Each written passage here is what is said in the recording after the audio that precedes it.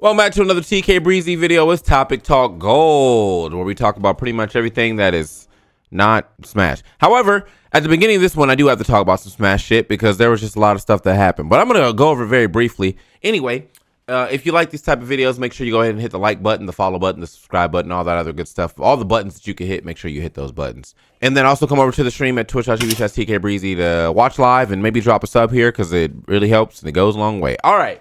Let's just go ahead and slide through this shit as quick as possible, bro. So there's I've read more Google Docs and Twitlongers than I care to admit this week, and it seems like there's no stopping. There's no stopping of it. So yeah, there's just been a lot that's been going on the timeline, and I'm truly gonna just go through it as quick as possible. So the first things that happened was, well, there's like morals of the story in here, but they're like, all right, so this one, let's just, all right. Hold on, let me. Okay.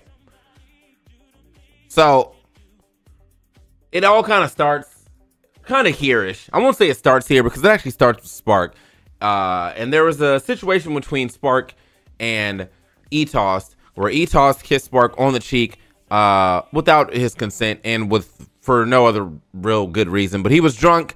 And he like had this conversation with Spark that was basically like, hey, if you guys go, you and Jmook make it to finals, you know, that would be sick. And then he was like, actually, that wouldn't be sick because it would be a Sheik Dittos no one wants to see. Sheik's chain grab. And then Spark said that if we get to finals, I won't chain grab. And he put his hand out for a fist bump, and Etost pulled him in to give him a kiss and was like, I love this guy or whatever. Now, this happened on Thursday, and not once was Etost told that this happened. And you know, there was no attempt to be like, yo, bro, that wasn't cool until this got brought to the timeline. So obviously, rightfully so, you know, not rightfully so, everyone's dogpiling on Etost, right? So Etost says, you know, oh, I have an issue with drinking and whatnot, and I'm going to step back from the community. And, you know, there's discourse over that as well, too. Well, that's not where it ended. Out of nowhere, Etost gets double whammied by Jillian, who talks about their relationship. And the TLDR, I mean, we'll link all this so you can read it yourself if you want, but I've already read it and I don't feel like reading it again. The TLDR of this is that Etost, they dated for like 4 months. Etost, or she wasn't physically, I guess she wasn't romantically attracted to him. So she broke up with him, and then 10 days later, she starts dating some other guy that she's currently still with. And Etost was going around like, you know, saying that he cheated or she cheated on him, and, you know, spreading rumors that he shouldn't be spreading and whatnot. Spreading the rumor, obviously, part definitely wrong, but I think that with the metrics that he saw of like dating girl for 4 months, she breaks up with him when says like at the time that like she's not ready for a relationship, and then 10 months or 10 days later she's with somebody else. I think a lot of people would have came to that conclusion that like maybe I'm being cheated on, but he asked her straight up. She said no. He had never got any proof that she was doing that. And so I feel like at that point in time, now you're just spreading rumors based off of your own logic, even though the truth of the matter has not shown that what you think is true. So, you know, this has been going on for quite some time because they were dating in 2022 to 2023, like that time frame, like, you know, New Year's time frame of that area.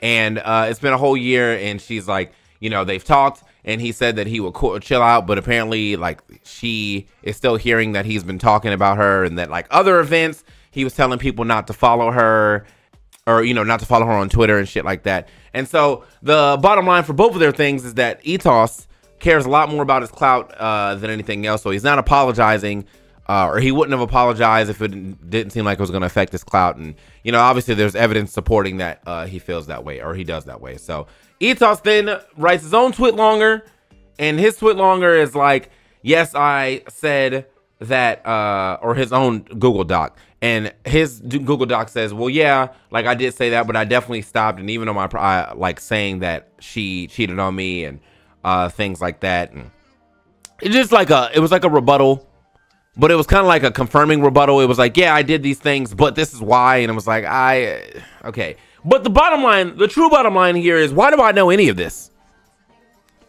You know what I mean? Like, I feel as though this didn't have to hit the timeline. Now, in Jillian's doc, she says she did try to handle it privately, and I guess maybe that helped. But I just feel like this still feels like this right here is where I feel I've like kind of rested on it, right? So we got Petey Burns saying dating in the Smash scene sounds miserable. This is a basic breakup drama, but instead of being discussed at a dinner amongst friends, it's back-to-back twit-longers that thousands of strangers will chime in on. Hardly worth it. Date away from the scene if you can. And he says, and of course my intention isn't to invalidate their experiences. Breakups suck, and I'm sure both of them have been quite negatively impacted by all of this. But twit-longers invite people to parasocially choose sides and lead to harassment for both parties. Got to be a better way. And that's like, he's spitting. You know what I mean? He's actually spitting, because I think before this, I had my opinions on Jeremy or Etost that I don't really feel like I would have had, you know, would have been at his, not be at his neck for, but you know what I mean. Like, I just would have felt like it wasn't something that I care too much for. But now I'm sitting here like, damn, bro, like, why do I know all this about you and whatnot? Like, before I thought he was just, you know, kind of a chatty Cathy type dude, but it definitely seemed like he was always talking about like top players and stuff. And I was like, all right, it might be a little clout chaser, but that doesn't really affect me that much. And now I'm just kind of like, oh, you're a clout chaser and a liar, and you're very rude to your ex-girlfriends, and you currently have a girlfriend, I heard, and you're still worried about your ex. That's kind of weird. And then Jillian's side of thing, I didn't really know too much about her, but now I'm like, damn, you know, this sucks to read. But like, at the end of the day, I feel like I still shouldn't know about any of this stuff. So that was one twit longer. And then later in the week, we get another twit longer about well, she locked her account. So well, we got another twit longer from Nico's ex, Zoe, crying blessed. I think she locked her account. I don't follow her, but it was about a situation that happened a little back with Nico, and they were dating, and while they were dating, she was like, I'm gonna look for some pictures. And so she goes through his phone. He gave her the phone, and she goes through his phone and finds 3K screenshots of various type of pornography, most of them being taboo and are very taboo and uncomfortable, like people pretending to be children and such, right? So this comes out, they break up, and now this is all put out there. He tried to explain himself. The explanation didn't go well. The explanation that he gave was basically, well, she pressed me about it and I panicked, so I lied. I don't really like have it for pornography reasons. He said the reason that he had the image was, it was, you know, that like Halloween thing where it was like, put your birthday in a Halloween costume or whatever, and it'll like bring you back a costume. He said he did that, and the costume he got back was like a little girl in like a fucking like Harley Quinn-esque clown-esque outfit, and he saved it because of that. And so she found that, I assume, and he was like, yeah, I don't use this. He's saying like he doesn't use the masturbate, but because she said it and he can't panicked, that he just like, oh yeah, no, but I don't use it. I never acted on it. And I was like, I just okay, what are we what are we talking about? What's going on here? What do you mean? Like you panicked and said, yes, I'm a pedophile. Like, that just don't make no fucking sense. Now, so this is probably going to get him blasted for the rest of his time because it doesn't really feel like there's any bouncing back from this. But again, another situation where like I feel like I shouldn't know this information, but you're going to get blasted and held. You know, it's probably over for you, bro. Public opinion wins very hard in the Smash community, so it's probably over for you, bro. Time to find another game or a real job or something, because it's over for you. Anyway, so that was the Smash news, but I'm gonna move over to the more fun news. Neoret, if you would like, you could put skip. You could put like a skip to whatever to avoid the Smash news, because it's just not that important. So anyway, here we are. Now back to the real version of Gold. How about talk Gold? Check this out. South Korea Twitch streamers are broadcasting adult content to protest the platform exiting the country. Now, I don't think this is a really good idea of protesting, to protest, but it's fucking funny. It's hilarious. You get a laugh out of me. You definitely get a laugh out of me for that one. They said, y'all think y'all leaving the country? I'm about to throw mad porn on the timeline. Speaking of porn, I'm just gonna throw this out here, bro. So I don't know if y'all know. Anybody who know, I'm gonna put it out there, bro. So I used to really like this porn star, Skylar Vox. All right. And then she disappeared and she came back and now she's thicker and finer than ever. And I'm kind of like, how did this happen, bro? How did this happen, bro? It's like I didn't know y'all could still glow up like that, bro. Anyway, I was like, Crush reignited, bro. The fuck? Yeah, I mean, she literally disappeared and came back finer than ever. Anyway, moving on. Oh yeah, we got this. I don't know. This is probably also a more bad ideas. Check this out. GameSense has been announced. Sophisticated AI releases real sense alongside your gameplay, including smells of gunfire, explosions, racing, storm, forest, with upgraded DLC sense include napalm, human exertion, ocean, and golf course. Obviously, cannot wait to play Fart Simulator on this bad boy. Not today, Jeff. Now, who is trying to trigger their 98-year-old granddad while playing Call of Duty, okay? He's going to be sitting in the other room, hearing gunshots and smelling gunfire, and now you're going to be like, what the fuck? And now he's going to come busting into your room. You know what I mean? Busting into your... What is this? This looks good. I'm about to put this on the wish list. Anyway, busting in your room telling you to get down, and then there's DLC sense? That's crazy. Anyone using the golf course setting needs to actually touch grass. That's real. Although, now that I think about it, I definitely will play Power World.